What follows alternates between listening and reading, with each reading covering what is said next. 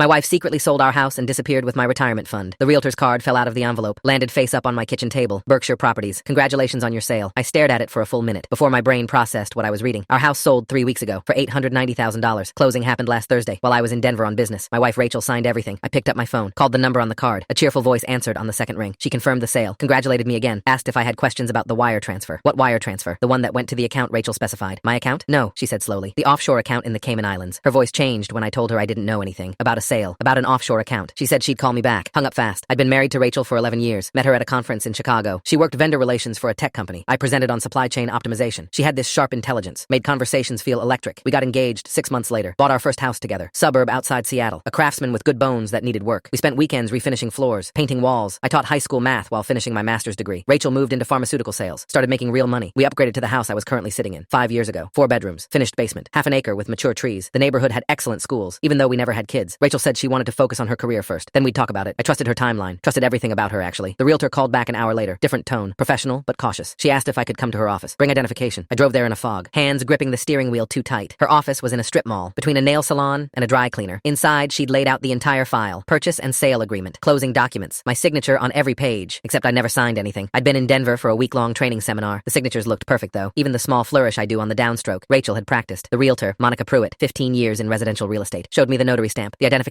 Rachel provided, my driver's license, also forged, but good enough to pass inspection. Monica's face was pale. She said she'd never seen anything like this in her career. She asked if I wanted to call the police. I said yes, but my voice sounded far away. Detective James Riley arrived within 30 minutes. Stocky guy in his early 50s, wedding ring and tired eyes. He took notes while I explained everything. The sale I didn't authorize. The signatures I didn't make. The wire transfer to an account I didn't open. Rachel's absence from our house for the past 2 days. I thought she was visiting her sister in Portland, like she said. Detective Riley asked for Rachel's photo, her phone number, her vehicle information. I pulled up her picture on my phone. Dark hair, bright smile. The photo from our anniversary dinner last month. He forwarded it to his email, made more notes. Then he asked the question that made my stomach drop. When did I last verify my retirement accounts? I stared at him. 2 months ago, maybe 3. He suggested I check them now. I logged into my 401k on my phone, right there in Monica's office. The balance that should have shown $340,000 from 16 years of teaching showed $1,200. Employer contributions from my last paycheck. Everything else was gone. Transferred out to an external account. 4 weeks ago, Detective Riley's expression hardened. He closed his notebook. Said this wasn't just real estate fraud anymore. This was identity theft, forgery, wire fraud, potentially multiple felonies. He asked if Rachel had access to my financial accounts. Of course she did. We were married, joint checking, shared credit cards, her name on everything as my beneficiary. She could have requested the transfer forms, forged my signature again, moved the money wherever she wanted. I felt my hands start shaking, not from fear exactly, more like my body finally catching up to what my brain already understood. My wife had systematically dismantled my financial life and disappeared. Detective Riley asked if I had somewhere to stay tonight. Why? Because, he said gently, the house belongs to the new owners now. They have a legal right to possession. I needed to remove my belongings before they moved in this weekend. I sat there processing that information. The house I was sitting in, the home Rachel and I built together, wasn't mine anymore. Some family I'd never met owned it now, because my wife sold it without telling me. Full story is linked below or on my channel.